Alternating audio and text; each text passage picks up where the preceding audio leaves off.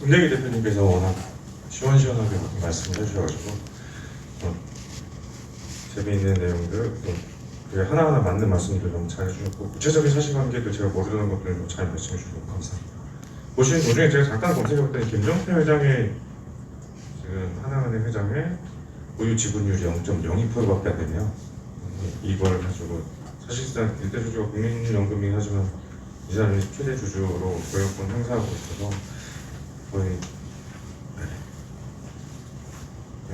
대단하다는 생각이 들어요. 문제가 있다는 생각이 듭니다. 네, 제 발제문은 37쪽부터 시작입니다. 저는 사전적, 사후적으로 나눠서 이러한 사모펀드 피해, 사모펀드 피해뿐만 아니라 작은 소액의 피해들도 있지 않겠습니까? 네,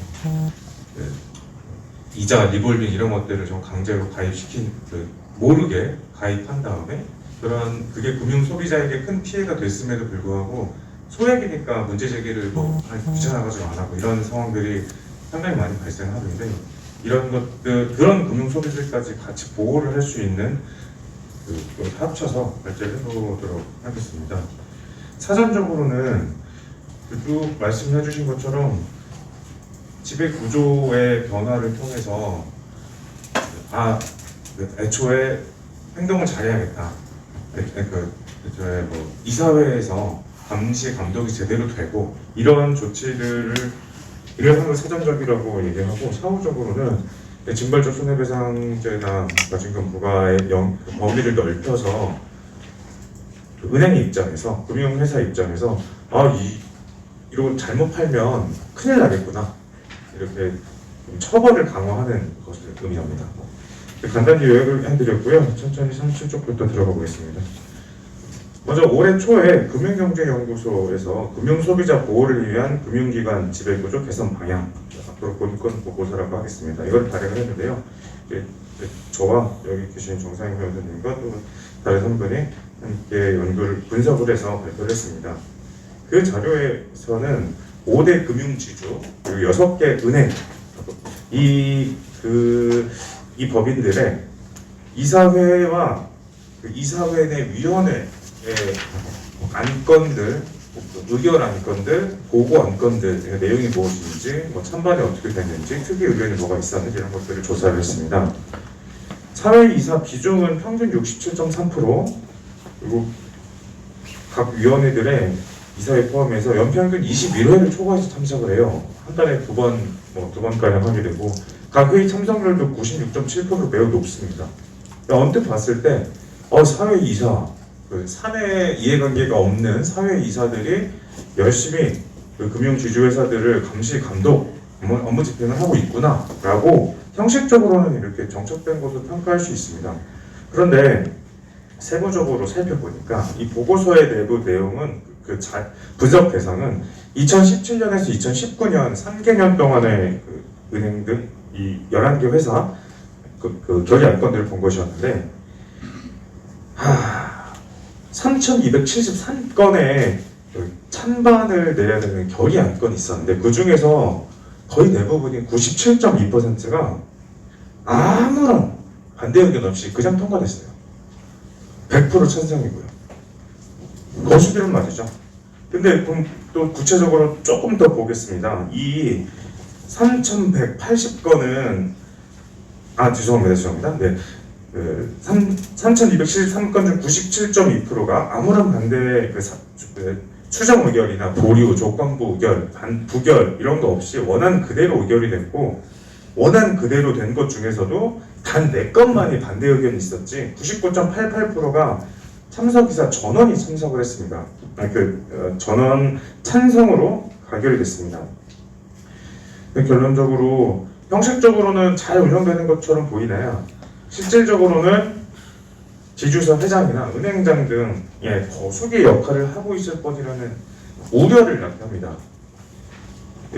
이게 간접적으로 확인되는 것이 최근에 또 방금 김대기 대표님께서 말씀해 주신 것처럼 DLF, 라임, 옵티머스 등 사례를 통해서 확인이 되죠.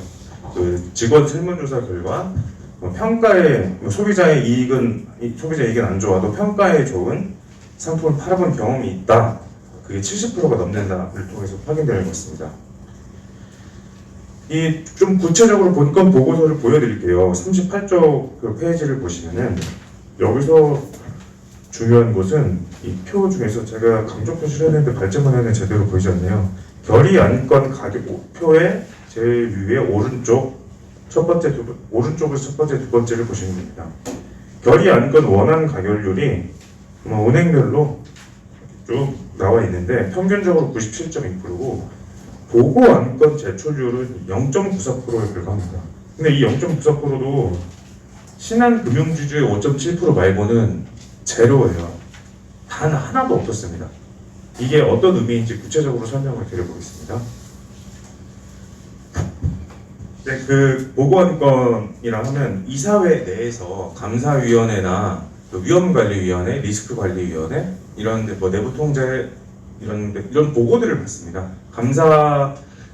감사위원회에서도 보고를 받고 어떻게 되고 있다. 구체적으로 그 내용은 내부 통제 체계 운영 실태 점검 결과, 연간 감사 활동 결과, 감사위원회 운영 결과, 금융 소비자 보호 실태 평가 결과 이러한 내용들을 이사회에서 계속 보고를 받는데 사전적으로 받을 수도 있고 사후적으로도 받을 수 있겠죠. 네, 사전적으로 이런 보고를 받았을 때 이사진들이 신한금융지주를 빼고는 단 한 명도 이거 좀 더 조사를 해보시죠. 이게 제대로 돌아가고 있습니까? 이러한 문제 제기를 한 적이 없었단 말입니다.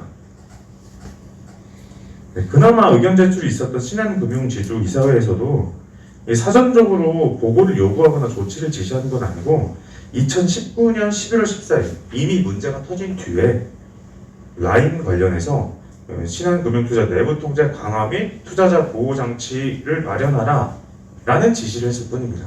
이런 것들을 미리 했어야죠. 아무도 안 했다는 겁니다. 다행이라고 해야 될까요? 금감원에서 제가 여기 계신 토론자분들의 그 논문들을 많이 읽어서 도움을 많이 받았는데요. 금감원에서 2018년 1월에 문제 제기를 해서 추정이 좀 됐습니다. 금융지주에서 지배구조 실태 점검을 했고 그 결과 대표이사가 은행장, 회장 이런 사람들이 사회이사 선임 과정에 참여를 하는 겁니다. 사회이사는 임원인데 임원 후보 추천위원회에 회장이 들어가 있는 거예요. 자기 명백하게 눈에 보이게 법적으로 문제 없이 사회이사를 추천할 수가 있는 거죠. 거기에서 이제 임원 추천위원회를 하면 자기도 있으니까 아까 셀프 추천이라는 말이 이런 말이죠. 여기에서 이 지주회사 이제 금감원의 지적으로 지주회사 회장과 은행장은 배제되도록 조치는 했습니다. 그런데 이미 늦었던 것이 아닌가? 그 워딩으로 하면은 이미 그 사회이사들이 포획된 것이 아닌가? 그 결과가 계속 이어지고 있는 게 아닌가라는 생각이 드는 겁니다. 이 지주회사 회장이나 은행장이 그 사회이사 후보 추천위원회나 임원 추천위원회에서 제외됐다고 해도 완전히 독립적이라고 볼 수 없는 거죠. 솔직히 사회이사분들이 금융 전문성이 얼마나 있겠습니까? 사내 이사분들이 훨씬 더 잘 알겠고 시장 상황도 알고 어떻게 돌아가는지 그 내부 법인에서의 상황들도 잘 알고 계시겠죠. 잘 모르시다 보니까 은행 경영, 리스크, 평가 보상 이런 거 잘 모르니까 실질적으로 사회이사의 결정권이나 추천권은 여전히 은행장이나 금융지주에서 회장에게 있을 것으로 보이고요. 앞서 첫 번째 발제문에 맨 처음에 말씀해 주신 사례처럼 금융지주 회사 심지어 사회이사도 아니고 회장도 날려버릴 수 있는 이런 상황이 지금 사례로 보여주고 있지 않습니까? 이 아까 제가 저희 분석 결과를 통해서 말씀드린 이사회 3년 동안 원한 아무런 수정 의견도 없이 원한 그대로 가결된 게 97.2%다. 보고 심의 안건에서 의견을 개진하고 이게 제대로 되고 있나요? 조사를 해보세요. 이사가 당연히 해야 되는 일을 하는 비율이 0.94%, 신한 빼면 단 하나도 없이 0%라는 거. 이게 심각한 문제라는 것이고요. 좀 어떻게 개선을 해야 되냐. 사실 개선 의견에 대해서는 김종일 대표님께서 훨씬 자세하게 말씀해 주셨고, 제가 그동안 생각하고 있었던 건 일단 이거 하나라도 하자. 저희가 분석한 이 보고서 결과를 보면 사회 이사 중에서 다 그냥 다 거수기니까 단 한 명이라도 좀 미꾸라지 역할을 할 수 있는, 내부에서 제대로 일을 하고 있는지 감시하고 금융 소비자 보호를 제대로 할 수 있는 이사를 단 한 명이라도 넣자. 이해관계 입김을 좀 덜 받는, 안 받는 그런 공익 이사를 추천을 하자라는 것이고요. 그리고 그 위원이 감사위원으로는 또 필요적으로 선임되도록 해서 당시 그냥 이사회에 추천돼서 뭐 이상한 조직에 들어가서 내부적으로 운영되는 것들을 일부만 보는 것보다 감사위원으로서 필요적으로 선임되는 것도 한번 검토를 해볼 만하다라는 생각이 듭니다. 금융감독 체계의 개선 방안에 대해서 좀 설명을 드리겠는데요. 결론적으로는 별도의 기구가 필요하다라는 것이 결론입니다. 그 근거로서 하나하나 말씀드리면, 다들 뭐 여기 계신 분들은 아시겠지만 금융감독원은 금융위원회 산하에 있습니다. 애초에 금융위원회 설치법에서 보면은 목적부터가 첫 번째 금융산업의 선진화, 정책 기능이죠. 금융시장의 안정, 정책이죠. 그 뭐 정책 겸 그 금융기관의 건전성, 이제 금융감독원의 업무겠죠. 금융수요자 보호는 세 번째입니다. 법 17조에도 그 금융위원회 소관 사무에서 쭉 봤을 때 1번 정책 및 제도에 관한 사항 금융위, 2번 감독 및 검사 제재 금감원, 금융소비자의 보호와 배상은 5번입니다. 실제로 전에 참여연대에서 있었던 토론회에서 금감원, 제가 이름이 정확히 기억이 안 나는 과장님께서 금감원 출신이신데, 금감원 계신 분이신데, 소비자 보호는 굉장히 업무상 후순위다. 특별히 여기에 이렇게 힘을 실어줄 수 없고 실어줄 좀 여력이 없다라는 의견을 밝히시기도 하셨습니다. 금융위와 금감원도 충돌을 계속하죠. 정책 기능을 수행하는 금융위는 뭔가 산업 정책, 정부와 관련이 이렇게 있을 텐데, 감독원은 금융의 지시 감독을 받기 때문에 뭔가 좀 이대로 하면 안 될 것 같은데, 좀 더 은행의 수익성을 조금 낮추더라도 더 정책 기능에 좀 반대되는, 더 철저하게 뭐 사모펀드 같은 거 투자자 보호, 투자 자격이 뭐 1억 원에서 3억 원에서 1억으로 떨어졌다가 다시 또 높아지고 이러는 거에서 좀 더 엄격하게 금융소비자 보호를 해야 전문 투자자만이 투자를 할 수 있게 해야 될 것 같은데, 그거는 정책 기능과 반하기 때문에 금융감독원과도 충돌이 있게 되고, 또 궁극적으로 금융소비자 보호 기능과도 좀 충돌을 하게 될 것 같습니다. 그래서 이런 상황들을 종합해봤을 때 정책 기능 담당 부처와 금융감독원이 뭐 좀 분리되어 있어야 된다. 분리돼서 상호 견제할 필요가 있다라는 생각이 들고, 뭐 그거는 좀 차치하더라도 금융 소비자 보호 기능을 하는 금융위원회도 안 보고 금융감독원도 안 보는 게 이제 금융 소비자 보호 업무입니다. 이 업무를 담당할 별도의 금융 소비자 보호청, 뭐 아주 구체적으로 생각해보진 않았어서 나중에 토론자분의 질문에 대한 답변을 나중에 드릴 텐데요. 분리돼서 상호 견제할 필요성이 있다라는 점을 말씀드립니다. 마지막으로 금융소비자보호법이 이제 이달 9일 남았습니다. 3월 25일 시행되는데요. 그 주요 내용들을 아주 간단하게만 보고 개선 방안에서 아직도 불안정하다라는 것을 말씀드리려고 해요. 이 42쪽에 로마자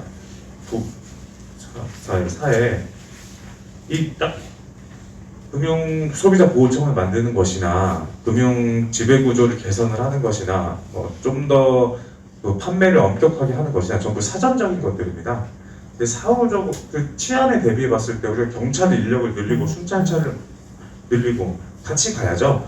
무한정 이것만 늘리기보다 형량을 높여서 형법의 뭐 징역이나 뭐 이런 벌금의 징역 수준을 높여서 와 이게 되게 중대한 범죄구나, 이걸 했다가는 큰일 나겠구나 라는 인식을 시장에 금융회사 임직원들에게 보내줘야 된다고 생각합니다. 불안전 판매를 하면 박살난다 라는 인식을 확실하게 주기 위해서 금융소비자보호법이 어떻게 개정되어야 하는지 말씀드려보겠습니다. 이런 부분들은 빠르게 넘어갈게요. 적합성 원칙, 적격성 원칙을 확대 적용하도록 했고요. 이번 달부터 위법계약 해지권이 생겼고 입증 책임이 전환이 됐습니다. 그런데 입증 책임 전환 부분에서 하나만 보고 가면 이 이 규정이 설명 의무 위반의 경우에만 한정해서 적용되고 적합성 원칙, 적정성 원칙 이것 등을 위반했을 경우에 적용되지 않는 한계가 있습니다. 금융 분쟁 해결 제도 이게 그 전에 금융위원회법에 따라서 중단돼 버리는 조정 절차를 완전 무력화시킬 수 있는 금융회사에 매우 좋은 현재 상황이었는데 현재는 그 실효성을 확대할 수 있게 됐습니다. 조정안을 2천만 원 이내 소액 분쟁 사건의 경우에 조정안을 제시받기 전에는 소를 제기할 수 없다고 규정을 해서 조정 절차의 실효성을 확대하려고 했죠. 그런데 이게 있더라도 이 조정안을 금융분쟁위원회 조정위원회에서 내봤자 조정의 구속력이 없어서 분쟁 해결에 소요되는 기간을 늘릴 그런 역할을 할 수밖에 없다라는 생각이 듭니다. 특히 2천만 원 이하 소액 피해자의 경우에 몇백만 원, 몇십만 원의 경우에 조정하는 것도 힘들거든요. 뭐 서류 써서 내야 되죠.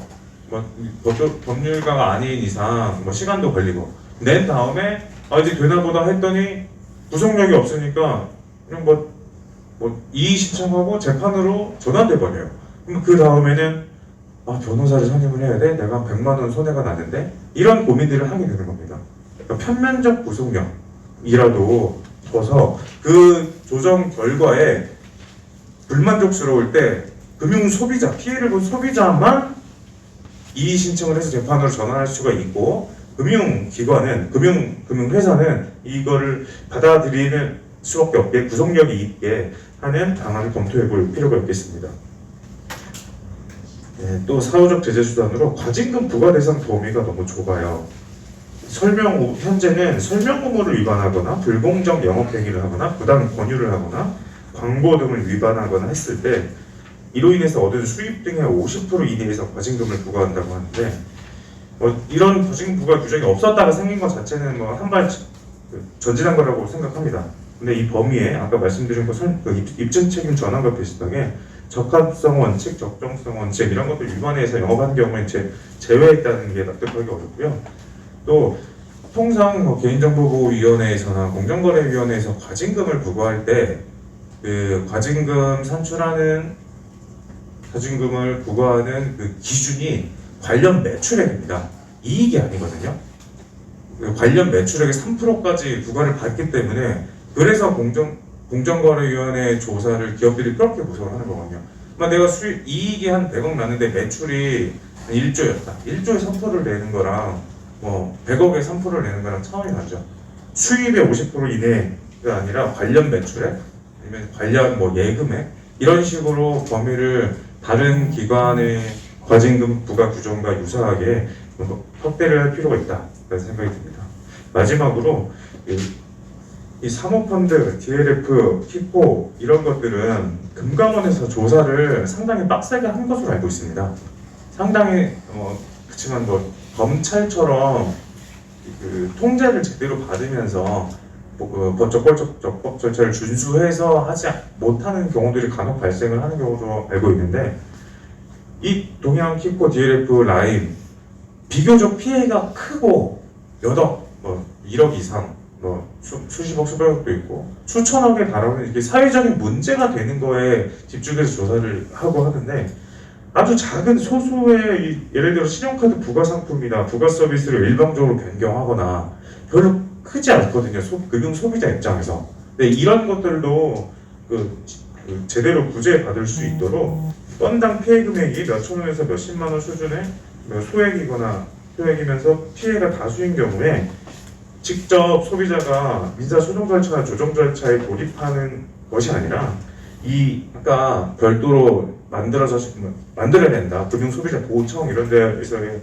조사를 통해서 금융회사에 일괄적으로 피해 구제를 하라라는 보상 계획 명령 등을 내놔라 라는 그런 조치를 취할 수 있도록 이런 법적인 근거가 필요하다고 보이고 마찬가지로 그게 되도록 금융소비자보호청에 같이 있어야 된다라는 입장입니다. 이상으로 제 발제를 마치겠습니다.